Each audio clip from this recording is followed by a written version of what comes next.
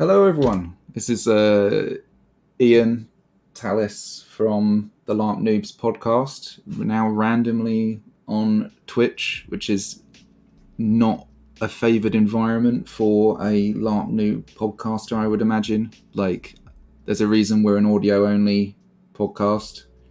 But no, things have happened. Also, this gives an opportunity to hopefully show you some of the things I've been working on and give you guys an insight into how I craft. As the title says, this is Talis crafting very badly. So this is not the optimum way of doing anything. And errors abound, basically. But yeah, so I'll run you through, I guess, like some of the kit that I'm having and the sort of the things that I'm sort of thinking about and what I'm working on at the moment. So my main armor that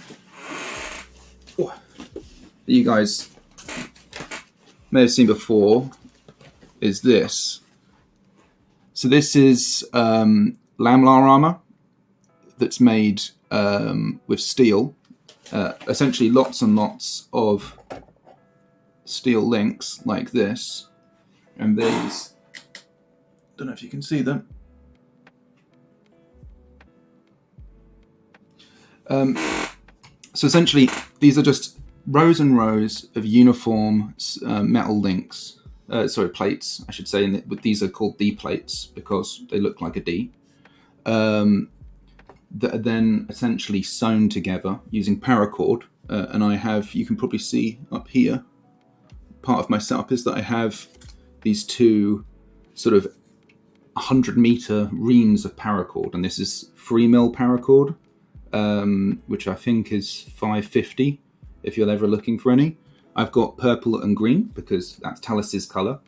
I should also explain as well, by the way, I don't think anybody will, but anybody who stumbles upon this who has no idea at all what I'm talking about, I go to a Larp, which is in the UK called Empire, which is run by a company called Profound Decisions. And at that event, I play a character called Talis Ashbourne. We have a sort of a podcast which we do, which is basically documenting our experiences and things that we kind of have found there. And yeah, this is kind of running through my kit, and well, not so much my kit, I guess, more just like some of the things I've crafted and made. And to be honest with you, this one is a bit of a sort of a test stream, just to sort of give this whole thing a go. So yeah, bear with me a little bit, but we'll see how it pans out.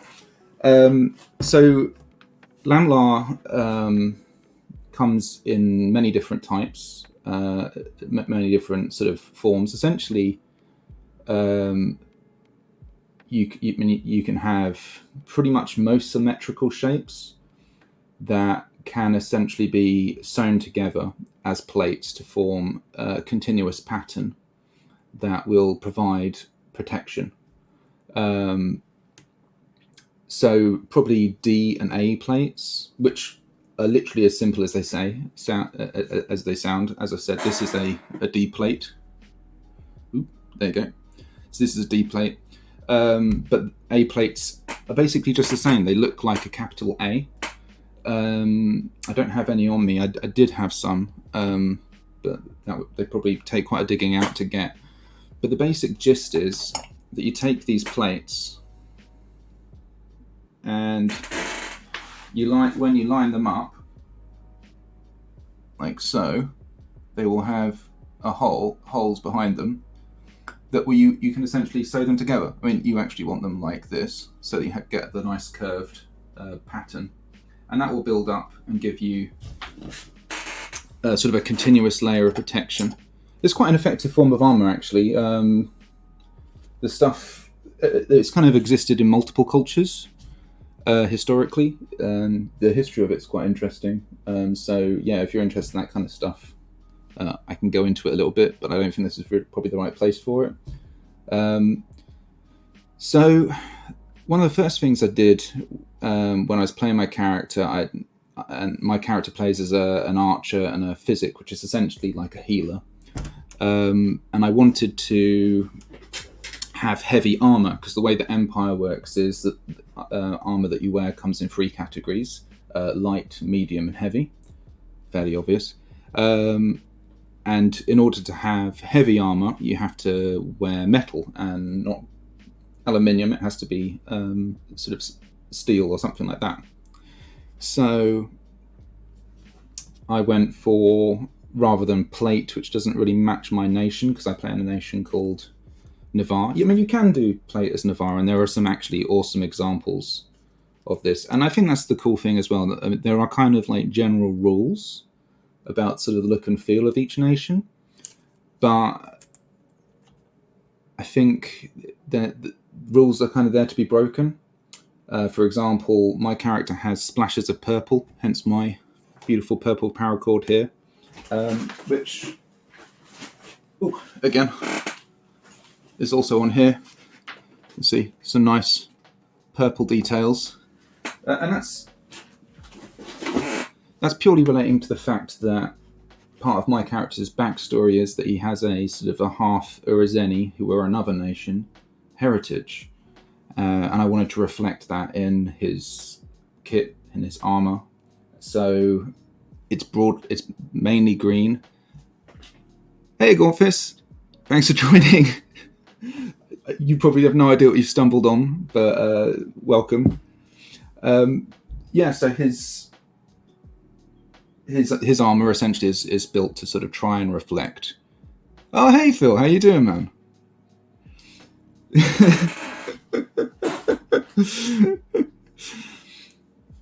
Yeah, I mean, this is crazy. Like, it's so weird sort of doing streaming and stuff. But yeah, so I'm basically trying to. Well, Phil, I'll let you catch up. Oh, thanks. Not Goldhawk. I'm going to be terrible at all these names, by the way, as well. Like, my dyslexia is just going to be firing like crazy, so I apologise if I miss any messages or anything. Okay, I'm not a natural speaker as well, so but yeah, we're gonna be going for it. But so yeah, I wanted to kind of try and reflect Talis's armor by basically having those color combinations. And I think, as I said, those rules are there and they're there to be broken, but I think the most important thing is to break them intelligently and think about why you're breaking them, and not just kind of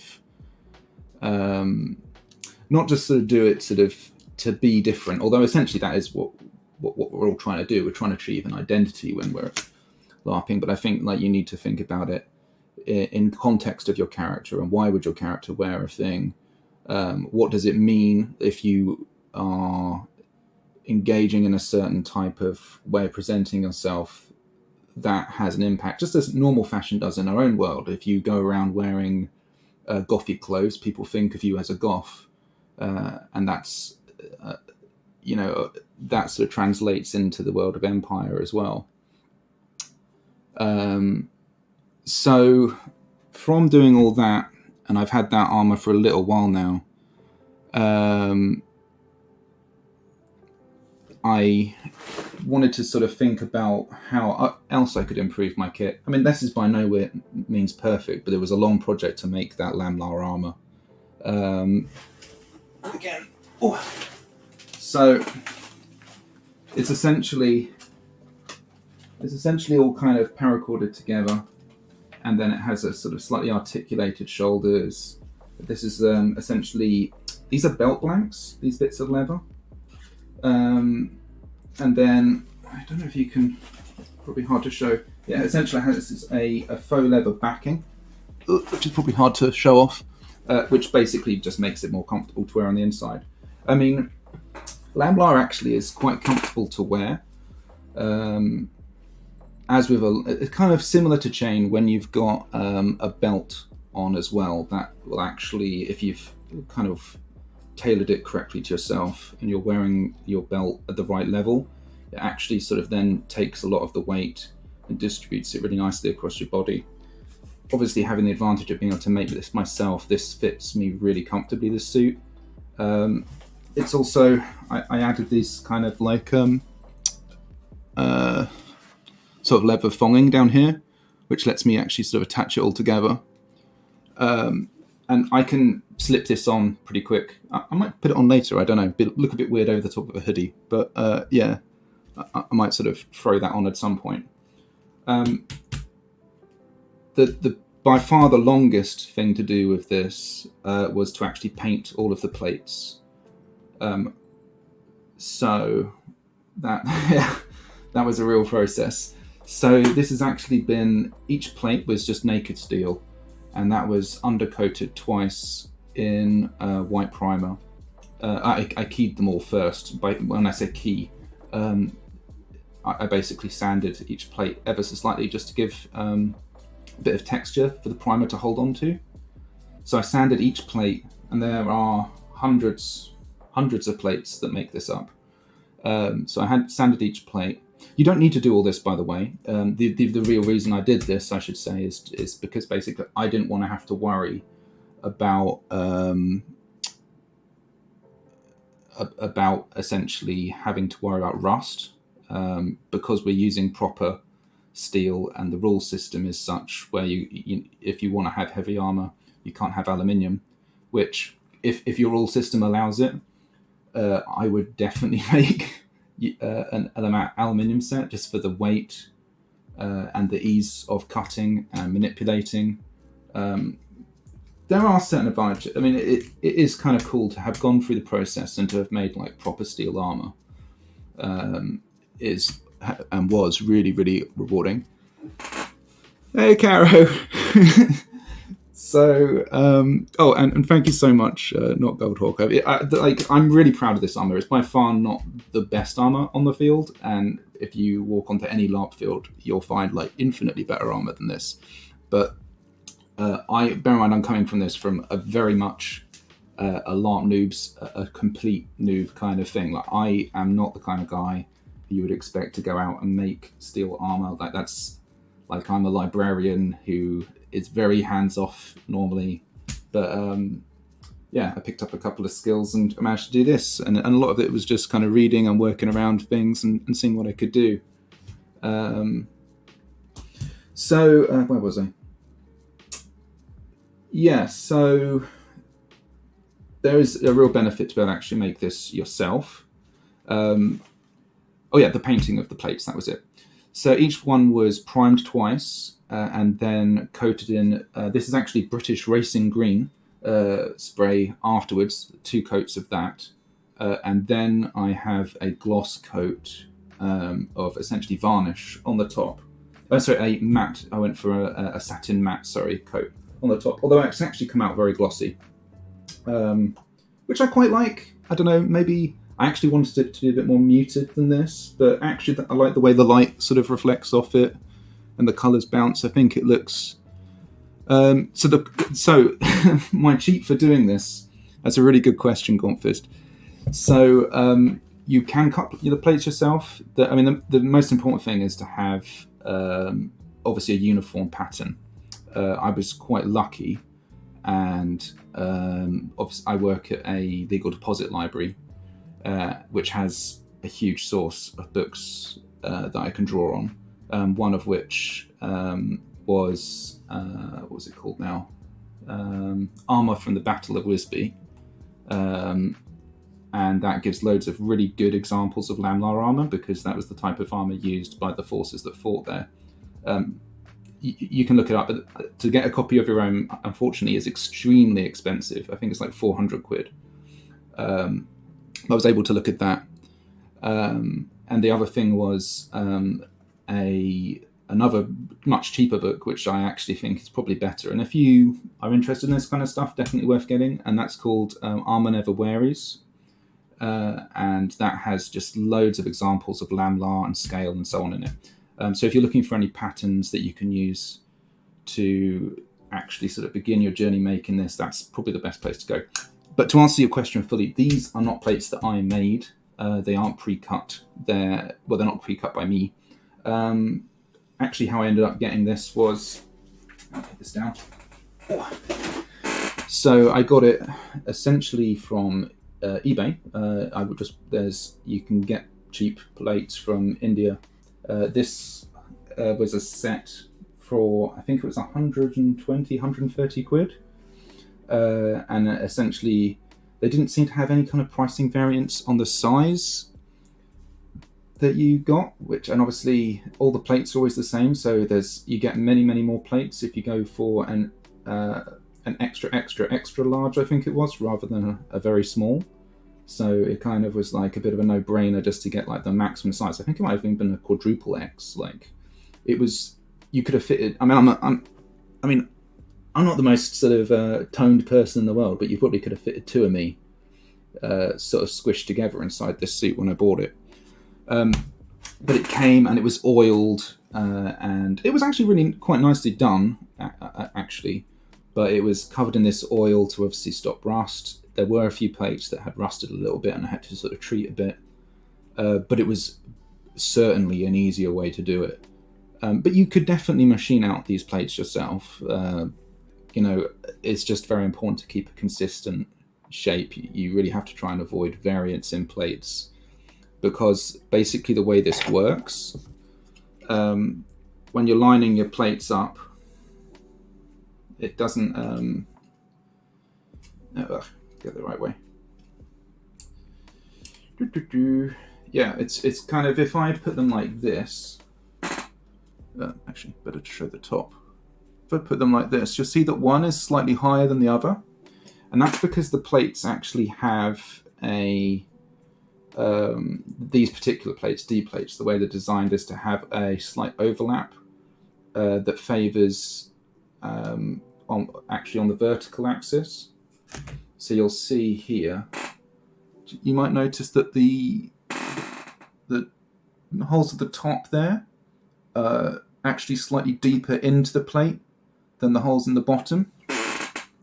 The reason for that is basically when you layer this up, it prevents, essentially, historically, like that sort of stabbing motion that will sort of sneak under the plates, which was a problem with certain types of scale and stuff like that. But that's a separate sort of conversation. So if you're making your own plates, and obviously you're not going to be playing around with real steel and stuff and worrying about actually people trying to thrust underneath the plates and things like that, then maybe just make your plates have a uniform pattern, which isn't entirely historically accurate, but to be honest with you, we're talking about a couple of millimeters in where the holes are. So probably actually really worth doing just to make your life a lot easier. Yeah, so I would definitely do that. So these ones weren't pre-cut, is the long and short, the very, very long answer to answering what you're saying. But that they did need to be de-oiled, which was a big problem, because obviously I didn't want to put the paint on when it was still had oil on, because that would all come off. So with them painted, which was by far the longest job, it was then just essentially paracording them together. Now I've been pretty happy with my in-character armor. There's still some things I could do to improve it. Some of the belt blanks that I used on the edging, like here, have lifted up a little bit. Ooh. I don't know if you can see that very well. So, like that, sort of lifted up a little bit. There are certainly things I can do to improve that. I've been sort of playing with the idea of, do I want to improve it? Like that sort of slightly rougher edge to things is actually sort of maybe slightly on character. But then there's also the whole thing of, am I just saying that to save myself having to do some work? I'll probably end up working on it, but maybe the way I fix it, I'm thinking about maybe, as I'm saying this, I'm thinking about maybe getting some thick thread, maybe something sort of slightly oiled, and then I'll maybe thread that together to make it look like I'm actually fixing it, rather than having something where I go in and make it look like there was never that kind of flaw with the armor in the first place. I like the idea of trying to make it so it's like a living suit of armor that sort of Talis is slowly improving as he goes through his adventures, I suppose. Anyway, so I'm largely happy with my in-character armor. So I wanted to try and my in-character player, my character's armor. So I wanted to start looking at my monstering kit. So something I've been doing is playing with the idea of trying to make a suit of monster armor that is cheap and that I can put together. And I have no idea if this is going to work.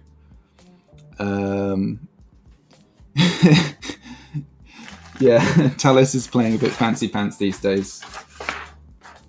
So something I wanted to try and do for my monster armor was just play with this idea of just getting leather, and this is just thin strips of leather, which I actually bought from a sofa company that does offcuts essentially. I'm just gonna, and it came as 2 kilogram bags of essentially sort of sofa leather sofa offcuts. And then what I did was I separated them all out into colours. So these are all my ready kind of ones. I actually have a second bag of these. So I bought 2 of these 2 kilogram bags, laid them all out. They stink, by the way, absolutely reek. So they've all been put in these Ziploc bags. They've kind of lost their scent a bit now, but man, when I got them and when I opened up those bags, holy hell did they smell. But now I've got quite a few quite large bits of scrappy leather, but it's very thin. So really this is more just clothing leather. You can make nice pouches and bags and so on out of it. But I thought maybe I could make armor out of it by trying to essentially thicken it up. And again, this is a complete experiment on my part. This may be a complete failure when I finally finish, but you know, we'll sort of see how it goes. So what I've tried to do is make, again, Landnar armor. And here, I don't know if you can see, I've got sort of a red leather bit in the middle, brown leather on the side that then sort of spans from that. These will ultimately be the shoulder pieces, like so. Actually, they'll go on the other side, like this.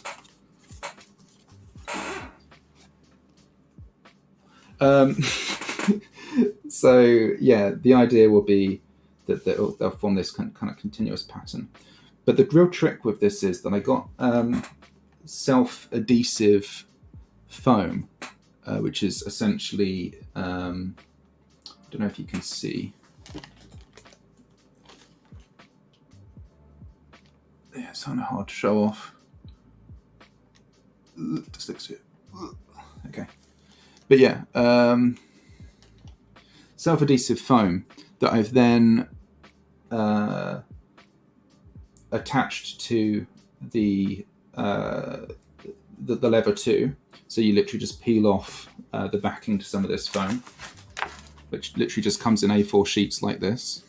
Peel off this self-adhesive back. And then what I've done is I've cut all of these strips of leather.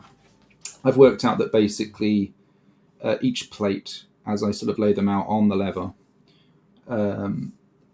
is basically an 8 centimeter high by 3 centimeters wide sort of area of leather that I need. So I lay them all out and I cut all these into shape, and then I lay them, I stick them basically all onto the back of this foam, and that gives me this sort of thicker foam.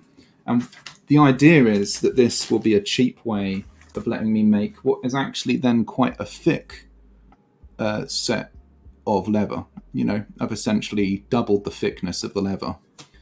And it's very light. It's very cheap.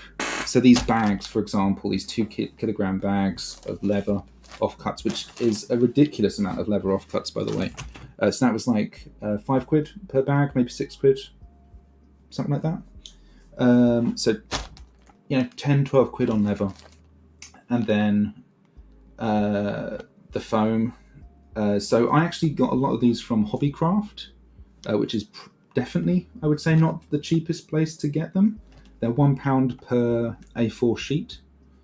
And you can actually, you could pay £1 for an A3 sheet that is not self-adhesive. But I just sort of, I wanted to try this whole idea, and I got this kind of self-adhesive stuff, but you could get an A3 sheet, which looks like, give me 1 second.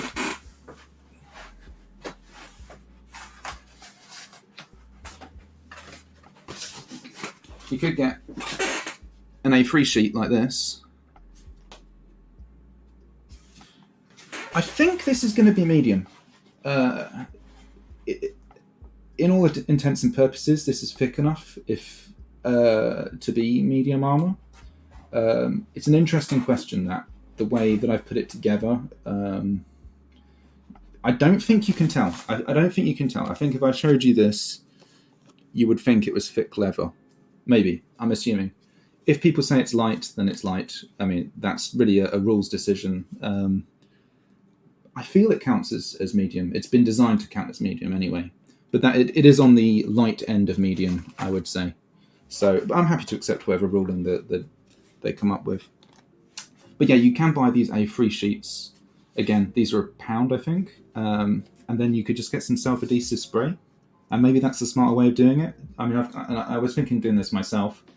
But in the end, I just ended up getting these kind of sheets that I could just peel the backs off. Yeah, and then essentially you could just spray it down and then just stick all of your bits of pre-cut leather, not like this one, but as I say, pre-cut them into sort of squares of 8x6. Essentially what I'm normally doing is I'm measuring out like how many, if I drew sort of multiples of 8x6 on the back of this leather and then cut it out, how many of those could I then attach onto one of these A4 sheets. Once that's then done, and it's all stuck down, I then basically went through the very long process of using some of the plates that I have. And I marked this one up to show that was the way I wanted it to be. So by laying that side down on the leather, I could then essentially make multiple plates, cut them out. They kind of come out like this, just as individual plates that are nice and thick, super light. I think they work pretty well. They hole punch really nicely, and for hole punching them,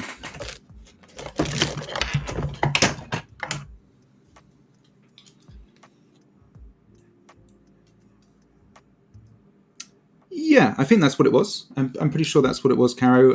Caro just pointed out here, ID45 contact adhesive 3mm. I think, yes, I think that is what I went for. It was the one in Hobbycraft, is basically what I can say. I went in and got that. But I think that sounds about right. So this basic hole punch lets me sort of pop these holes in. So it's super simple stuff. The great thing about Lamlar armor is that it's really easy. It's just time consuming. So essentially you're just making lots and lots of little plates. And I'm taking my template once again. I don't know if you can see, but this might not show up very well. You might be able to see these little dots on the... Sorry. Ooh. I've got little dots on there, which are basically register marks. That I made by laying my template piece on top of the leather, like so. And by doing that... Oh, sorry, this is awkward.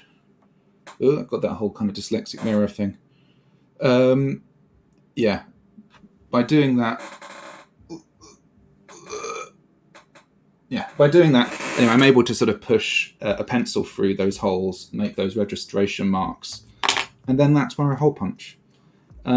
Because this is monstering armor, and because it's leather, and because I'm using paracord, and because I'm using foam, all of which have a bit more natural give than steel, it's really forgiving. It's super forgiving. And when I actually sew them all together like this, so the pattern of the back is just like that. I'll give you guys a run.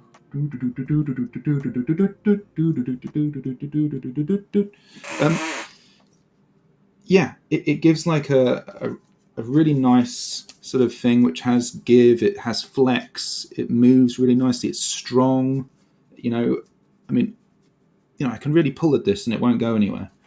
But because it has that kind of give, it means that I don't have to be 100% precise with my hole placement either. And in fact, especially for sort of this kind of slightly rougher monstering armor, I think I quite like the offset of certain plates. Like there are areas where there are slight flaws. And the other thing I really like is because I got this off-cut lever, I was able to sort of, again, I don't know if you can tell, but not all of this lever's the same. Right, there's a variance to the lever. Right, some has a slightly different sheen, a slightly different gloss, and I think it has a nice quality when it moves. Different plates catch the light slightly differently. You know. And if you're wondering about these middle plates as well, that's essentially, literally, just got one of these plates, doubled it, just flipped it, just to basically add a bit of differentiation to give you these kind of middle things. Again, if you buy Armor Never Wearies, they have sort of examples of those kind of plates as well. But to be honest with you, you can work this out for yourself. I mean, it's not super complicated. I think what I might do at some point in the future, yeah, really good point, Phil. Like, I think the good thing with making monstering armor, to be honest with you, I'm tempted to I'm trying to make this. That's why it's got the slightly kind of greenish element to it as well. This could be another character, my next character's sort of armor as well. Someone who's a bit more sort of rough than Talis. You know, someone who wants to maybe sort of has that slightly more unkempt look about them. So I think this would actually, I'm kind of making it as monstering armor, but I'm also making it with an eye to potentially using it for alternate character kit, which may very well be possible. But I think these different coloured pieces of leather, they have a really nice texture to them as well, because it is real leather as well. By the way, I did play with this. You can get this stuff if you've got a Dunelm near you, or anything like that. So the even cheaper way of making this, which is ridiculous because this is very cheap, but the even cheaper way of making this is to go to Dunelm and buy this faux leather that they have, which is essentially, it looks like this. So it's like fabric on this side, it has stretch, it's waterproof, and you can buy it by the meter. And actually, when I say, bear in mind that's a meter in the cut, but on the length it's actually about 1.5 meters. So I think it varies. You can get it as cheap as £7 if you go at the right time, but it can be as expensive as £9. But let's call it £9. For £9 you get 1 meter by 1.5 meters of this, and believe me guys, like, you back this, like, so this is a real leather piece, this is faux leather, and it's not outrageous, right? I mean, it really isn't outrageous. I mean, these are obviously different coloured pieces of leather as well. This is a darker piece of leather, and this is light. And you can get this in multiple different types of shades. I'm sure there's other retailers that sell this stuff. But I reckon you could do this. I haven't done it with this. I'd be slightly concerned. I mean, I have actually stuck some pieces down as a test, and it does adhere to this. But I think it keys slightly nicer onto the leather, and it doesn't go anywhere. I'd be maybe slightly concerned if this got wet. I mean, to be honest, I still don't know how this is going to react to water as well, which is stupid considering I've made a butt ton of it. I've not tested it, but we'll see. But I think this will work fine with this cheaper stuff. And that's ridiculously cheap, right? I mean, £18 for 2 meters by 1.5 meters, let's say, of this. I mean, you could cocoon yourself in that, and then, or 3 meters, or however much you can need. But yeah, 2 or 3 meters. I mean, we're not talking a lot of money, and some sheets of leather, some sheets of foam. Sorry, that's pretty cheap. It's pretty cheap, but it's time. So as I say, for monstering armor, I thought, yeah, that might be something just fun to try. I mean, like, this is potentially a very time expensive, but materials-wise cheap mistake that I've made, right? Which, to be honest, especially now we've all got a bit of time. But the process is fun. Like actually making lamlar, the cool thing about it is it's not super complicated, right? There's literally a pattern in the way you thread it all together that, yeah, exactly, Phil. If it rips battle worn, and to be honest with you, this isn't going to rip. Trust me, like these are strong, right? These are really strong, like really strong.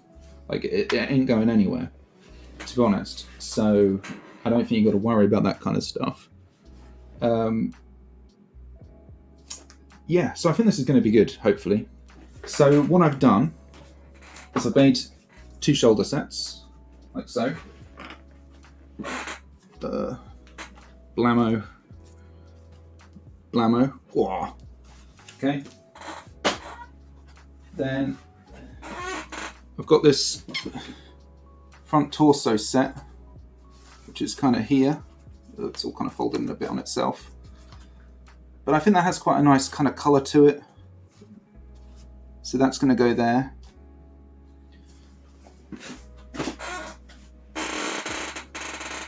And then this one for the back, which I'll for now put on the front, but hopefully you can get an idea. So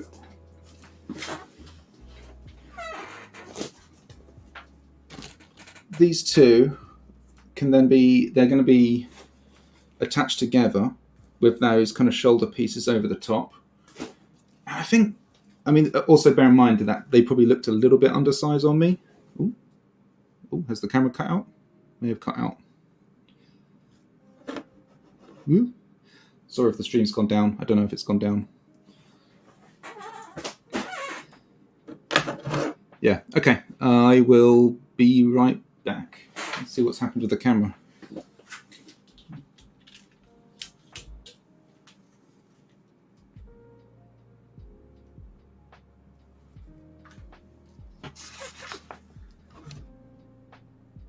Alright guys, I think the camera's died. Evidently the battery just absolutely failed on it. That really sucks. I'll see if I can plug it in and get some power. I'll be back in a bit. Sorry about this. Alright, peace.